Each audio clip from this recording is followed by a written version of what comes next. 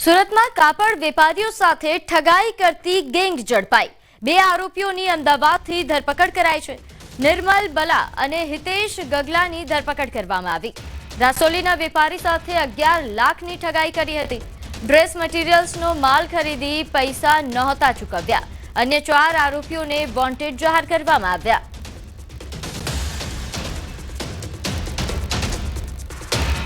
तो महाराष्ट्रना पालघर नजीक railway station पर ट्रेनना एंजिनमां अचानक आग भभूकी उठी हती। पालघर नजीक केडवे रेलवे स्टेशन नजीक मुंबईथी आवी रहेली वलसाड एक्सप्रेस ट्रेन पहोंची हती अने आ दरमियान ज ट्रेनना આગળના ભાગમાં आग लागी। आग लागता ज ट्रेનમાં સવાર યાત્રીઓના જીવ અદ્ધર થઈ ગયા હતા। એન્જિનને ટ્રેનથી અલગ કરી દેવામાં આવ્યું અને આગ પર કાબુ મેળવવામાં આવ્યો હતો। સદનસીબે ઘટનામાં કોઈ ઈજા કે જાનહાનિ થઈ નહોતી। એન્જિનને અલગ કરી દેતા મોટી દુર્ઘટના ટળી।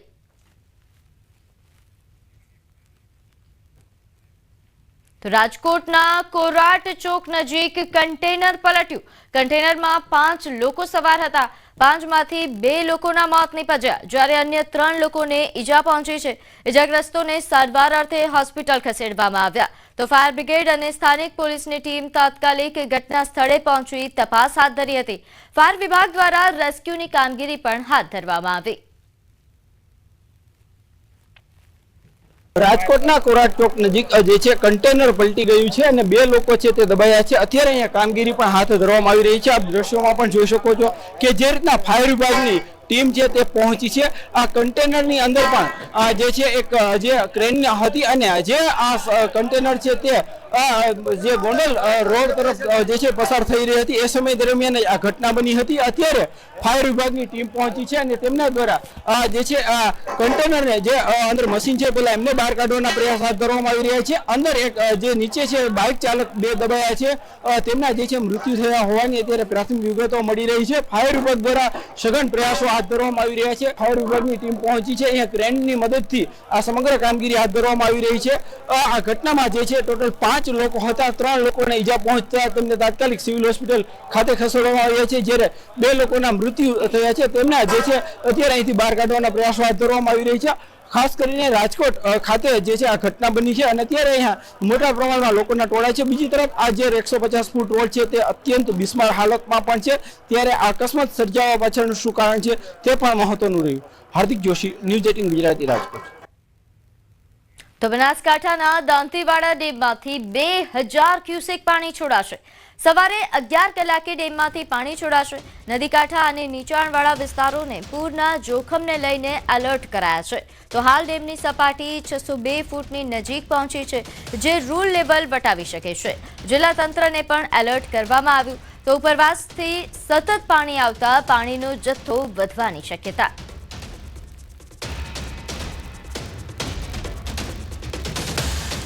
બનાસકાંઠા જિલ્લાના થરાદ તાલુકાના ખેડૂતોને રાતા પાણીએ રોવાનો વારો આવ્યો છે।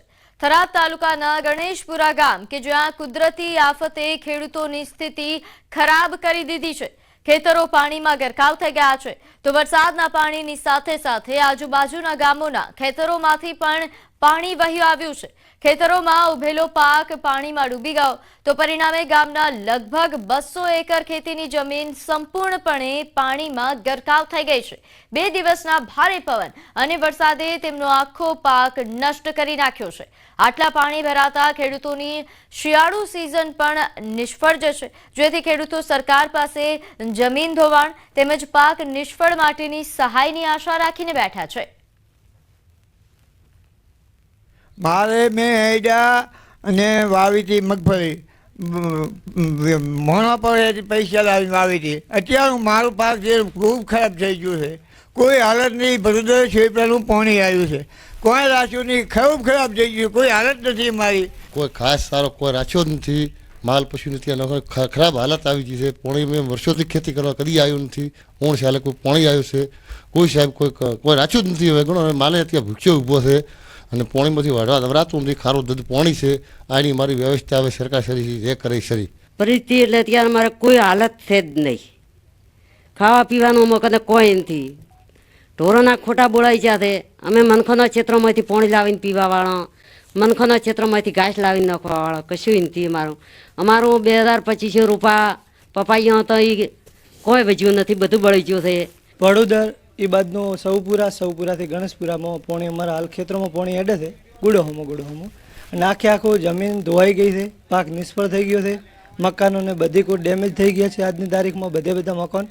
એના સિવાય કે અમને સરકાર જોડે એક જ માંગ છે કે અમને પાક નિષ્ફળ અને જમીન ધોવાણ બંનેનું સંપૂર્ણપણે વળતર આવે એવી મારી અપેક્ષા છે. વરસાદ આવ્યો, આખી ખેતી ભરાઈ ગઈ હતી અને એનાથી પાક તો બધો નિષ્ફળ હતો જ, પણ જ્યારે સોયપરા ભડોદરનું બંને ગામોના પાણી જ્યારે આવ્યા ત્યારે અમારા ગામની લગભગ 200 એકર જેટલી જમીન હાલ પાણીની ભરલ પડી છે. પાણી અત્યારે 8 ફૂટ સુધી આવે છે અને સરકાર શ્રી વિનંતી છે કોઈ કરીને કાં તો આનો નિકાલ તો થઈ શકે એવો નથી, પણ ખેડૂતોને અત્યારે રોતે પાણીએ રોવાનો વારો આવ્યો છે. તો ગાંધીનગરમાં ગેરકાયદેસર દબાણ પર બુલડોઝર ચાલ્યું. સાબરમતી કાંઠા વિસ્તારમાં ડિમોલેશન, પોલીસના કાફલા સાથે દબાણ દૂર કરાયા. સરકારી જગ્યામાં બાંધકામ કરાયા હતા, જેમાં 700 થી વધુ દબાણો પર બુલડોઝર ફરી વળ્યું. તો ગાંધીનગરમાં આ બુલડોઝર વાળી થઈ. અહીં સરકારી જગ્યામાં જે બાંધકામ કરવામાં આવ્યા હતા તેના પર બુલડોઝર ફર્યું. 700 થી વધુ દબાણો અને દૂર કરવામાં આવ્યા. નોંધનીય છે કે આ કામગીરી કડક કાર્યવાહી અહીં કરવામાં આવી હતી. છેલ્લા ઘણા સમયથી અહીં ગેરકાયદેસર બાંધકામને લઈને ફરિયાદો હતી, ત્યારે સાબરમતી કાંઠા વિસ્તારમાં ડિમોલેશન કામગીરી.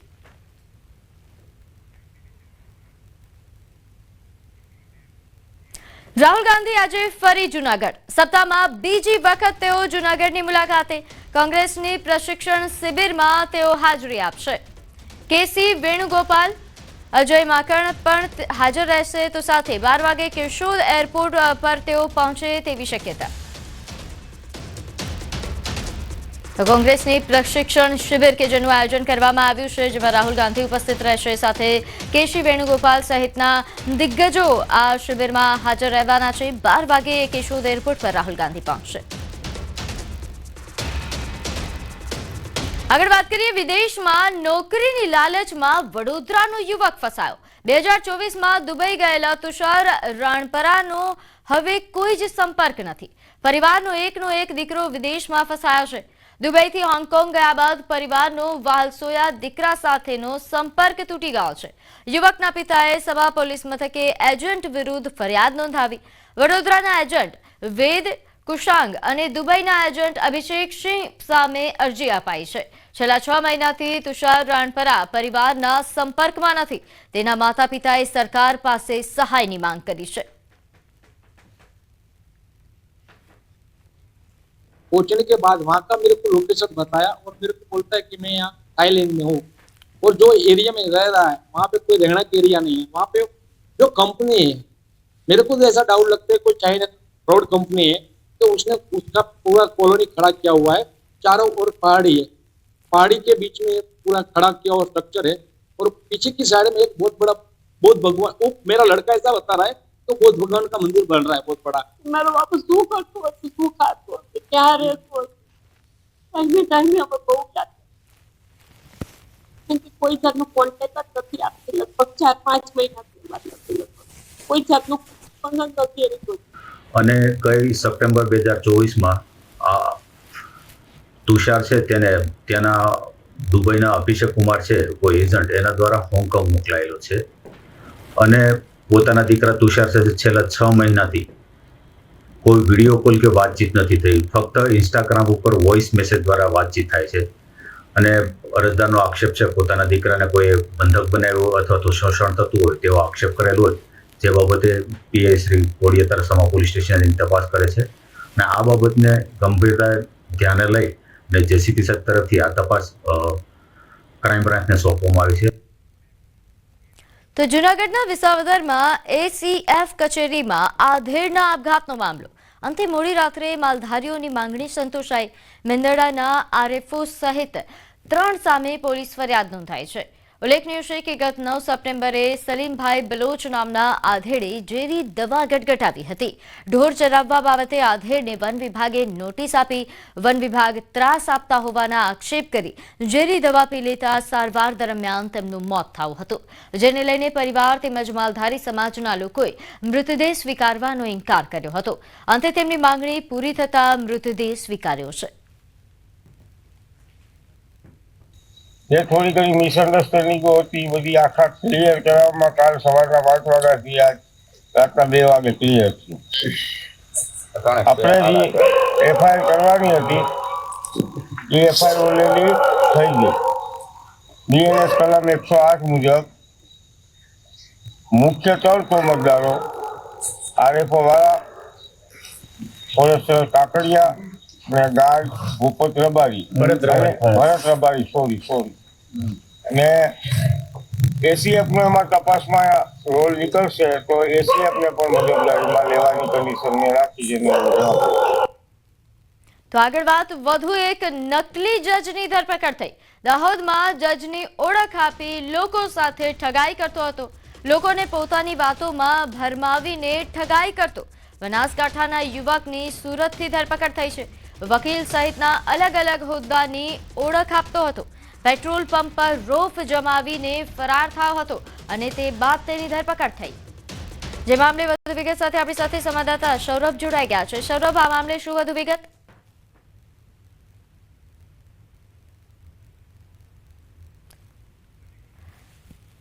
તો વધુ એક નકલી જજની ધરપકડ થઈ છે. નોંધનીય છે કે જજની તેમજ વકીલની ઓળખ આપીને તે વારંવાર લોકો સાથે ઠગાઈ કરતા હોવાની ફરિયાદ નોંધાઈ હતી. લોકોને પોતાની વાતોમાં ભરમાવીને ઠગાઈ કરતો હતો. આ ઉપરાંત તેના વિરુદ્ધ પેટ્રોલ પંપ પર રોફ જમાવવાનો પણ મામલો સામે આવ્યો હતો, જેમાં બાદ કાર્યવાહી કરાતા આખરે તેની ધરપકડ કરી લેવામાં આવી છે. ત્યારે ફરી એકવાર સંવાદદાતા સૌરભ આપણી સાથે જોડાઈ ગયા છે. સૌરભ, આ મામલે શું વધુ વિગત? બિલકુલ કહી શકાય કે અત્યારે દાહોદમાં એક બાદ એક જે નકલીનો રાફડો ફાટી નીકળ્યો હોય તેવું લાગી રહ્યું છે. પહેલા નકલી સરકારી કચેરી, ત્યારબાદ નકલી એને, ત્યારબાદ નકલી લેટર અને હવે નકલી જજ પકડાયો હોય તેવી વાત સામે આવી રહી છે. દાહોદમાં જે જજની ઓળખ આપી અને લોકોને છેતરતો હતો આ ઈસમ, જેમાં કહી શકાય કે દાહોદ નજીક એક પેટ્રોલ પંપ છે, ત્યાં પેટ્રોલ પંપ ઉપર જજ હોવાનો રોપ જાડી અને ત્યાંથી પછી ફરાર થયો હતો. બનાવ સંદર્ભે પેટ્રોલ પંપના કર્મચારી દ્વારા પોલીસને જાણ કરવામાં આવી હતી અને પોલીસ દ્વારા ફરિયાદ નોંધવામાં આવી હતી અને ત્યારબાદ પોલીસે જે વધુ તપાસ હાથ ધરી હતી, જેમાં પોતાની ખોટી ઓળખ આપી અને લોકોને પોતાની વાતોમાં ભરમાવતો હતો. જે બનાસકાંઠાનો મૂળ રહેવાસી છે અને તેને દાહોદ પોલીસ દ્વારા સુરત નજીકથી ઝડપી પાડવામાં આવ્યો હતો. જજ સહિત અલગ અલગ વિસ્તારમાં તે વકીલ સહિત અલગ અલગ હોદ્દાઓની ઓળખ આપી અને જે કહી શકાય કે લોકોને પોતાની વાતમાં ભરમાવતો હતો. હાલ પોલીસ દ્વારા તેને કોર્ટ સમક્ષ રજૂ કરતા પોલીસે કોર્ટ દ્વારા 10 દિવસના રિમાન્ડ મંજૂર કરવામાં આવ્યા છે. જી આભાર માહિતી આપવા બદલ. મહેસાણામાં બહુચરાજી હાઈવે પર ચક્કાજામ. સામેત્રા ગામ નજીક ચક્કાજામ કરવામાં આવ્યું. 4 થી 5 ગામના ગ્રામજનોએ ચક્કાજામ કર્યો. પેપર મિલના પ્રદૂષણ સામે ભારે રોષ વ્યક્ત કર્યો છે. વારંવાર રજૂઆત છતાં નિરાકરણ ન આવતા વિરોધ કરવામાં આવ્યો. કાચા કઠિયાવાડ જતા વાહનો પણ અટવાયા હતા ચક્કાજામના કારણે. જે મામલે વધુ વિગત સાથે આપણી સાથે સંવાદદાતા કેતન જોડાઈ ગયા છે. કેતન, આજે વિરોધ કરવામાં આવી રહ્યો છે ગ્રામજનો દ્વારા, તેની પાછળનું શું કારણ? ચોક્કસથી જણાવી દઉં કે મહેસાણા બહુચરાજી હાઈવે પર સામેત્રા ગામ નજીક 5 ગામના જે જુદા જુદા ગામજનો છે તેમના દ્વારા આ ચક્કાજામ કરવામાં આવી રહ્યું છે. હજુ પણ આ જે ચક્કાજામ છે ચાલુ છે. પોલીસ ઘટના સ્થળે પહોંચી છે, તેમને સમજાવવાનો પ્રયત્ન કરવામાં આવી રહ્યો છે, પરંતુ ગ્રામજનોની એક જ માંગ છે કે આ જે પ્રદૂષણ ફેલાવી રહી છે પેપર મિલ તેને બંધ કરવામાં આવે અને તો જ તેઓ આ ચક્કાજામ ખોલશે. ત્યાં બીજી બાજુ પોલીસ સતત સમજાવવાની પ્રયત્ન કરી રહી છે. ગ્રામજનોનું કહેવું છે કે અત્યાર સુધી અનેક રજૂઆતો કરવામાં આવી છે, પરંતુ આ રજૂઆતો કોઈ સાંભળતું નથી અને કોઈ એક્શન લેતું નથી, જેના કારણે ના છૂટકે તેમને આ ચક્કાજામ કરવું પડી રહ્યું છે. જી, આ ઉપરાંત કેતન, જે રીતે આપે જણાવ્યું કે હજુ પણ ચક્કાજામ છે, તેના કારણે ટ્રાફિક પર કેવી અસર? ચોક્કસથી આજે કલાક જેટલો સમય થયો કે ચક્કાજામ કરે, તેના કારણે જે ચોક્કસથી જે ટ્રાફિક હોય છે ફૂલ જોવા મળી રહ્યો છે. કિલોમીટરો સુધી જે ટ્રાફિક જામ સર્જાયું છે. અનેક જે વાહન ચાલકો છે અટવાયા છે, કેમ કે તેમને ખબર ન હતી કે આ સમયે ચક્કાજામ થઈ શકે છે. ત્યારે તેઓ ચોક્કસથી આ બહુચરાજી જતા મહેસાણાથી બહુચરાજી નહીં બહુચરાજીથી મહેસાણા આવતા અનેક જે વાહનો હોય છે હાલમાં અટવાયા છે અને હેરાન પરેશાન થઈ રહ્યા છે. જી આભાર માહિતી આપવા બદલ. આ તરફ રાજકોટમાં ટેકાના ભાવ માટે રજીસ્ટ્રેશન રદ થયા. રામનગર ગામના ખેડૂતોના રજીસ્ટ્રેશન રદ થયા. સેટેલાઇટ ઇમેજમાં મગફળીનો પાક ન દેખાવ. રજીસ્ટ્રેશન રદના ખેડૂતોને મોબાઈલમાં મેસેજ આવ્યો છે. ત્યારે મગફળી હોવા છતાં રજીસ્ટ્રેશન રદ થયા હોવાનો દાવો થઈ રહ્યો છે, જે મામલે હાલ વિવાદ સર્જાયો. તો આ તરફ અરવલ્લીમાં દારૂ ભરેલું એક્ટિવા મળી આવ્યું. અજાણ્યા શખ્સ એક્ટિવા સાથે દારૂ છોડીને ફરાર થયા. પોલીસે દારૂ અને એક્ટિવા જપ્ત કર્યા છે. આરોપી સગીર વયનો હોવાનો પણ દાવો કરાઈ રહ્યો છે. તો અરવલ્લીથી આ મામલો સામે આવ્યો છે કે જ્યાં એક્ટિવામાં દારૂનો જથ્થો મળી આવ્યો. દારૂ ભરેલું આ એક્ટિવા મળી આવતા ચકચાર મચી હતી. એવી શક્યતાઓ વ્યક્ત થઈ રહી છે કે એક્ટિવા એ કોઈ સગીર વયનો આરોપી હતો કે જે એક્ટિવા મૂકીને ફરાર થયો છે. હાલ તો એક્ટિવા સાથે દારૂ પોલીસે જપ્ત કર્યું છે અને આગળની તપાસ શરૂ કરવામાં આવી છે. સરદાર સન્માન યાત્રા રાજકોટ પહોંચી. રાજકોટ સહિત સૌરાષ્ટ્રના પાટીદાર અગ્રણીઓ ઉપસ્થિત રહ્યા. રાજકોટના રાજવી પરિવારના માંધાતા સિંહ જાડેજા, સૌરાષ્ટ્રના રાજકીય તેમજ સામાજિક અગ્રણીઓ પણ ઉપસ્થિત રહ્યા.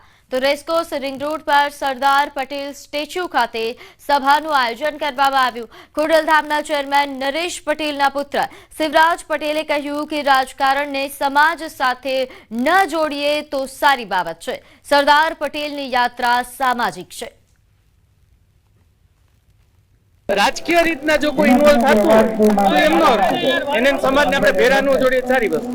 એમને જે આ દેશ માટે કર્યું છે, આ દેશની આઝાદી માટે કર્યું છે, આખા બધાય ગાંધીજી, નહેરુ સાહેબ બધા ફ્રીડમ ફાઇટર મળીને જે દેશ માટે કર્યું એવું એનું 5% અમે કરી શકીએ સારી વસ્તુ. પ્રધાનમંત્રીના જન્મ દિવસે અમદાવાદમાં અનોખો મલ્ટીમીડિયા શો યોજાયો. નરેન્દ્ર મોદીના જીવનશૈલી આધારિત શો જોવા સ્થાનિકોની ભીડ ઉમટી હતી. સાંસદ તેમજ ધારાસભ્ય પણ નમોત્સવ કાર્યક્રમમાં ઉપસ્થિત રહ્યા હતા. પ્રધાનમંત્રીના જન્મદિવસ નિમિત્તે ખાસ કાર્યક્રમનું આયોજન કરાયું હતું. 150થી વધુ કલાકારો દ્વારા સંગીત સાથે નમોત્સવ કાર્યક્રમ રજૂ કરાયો.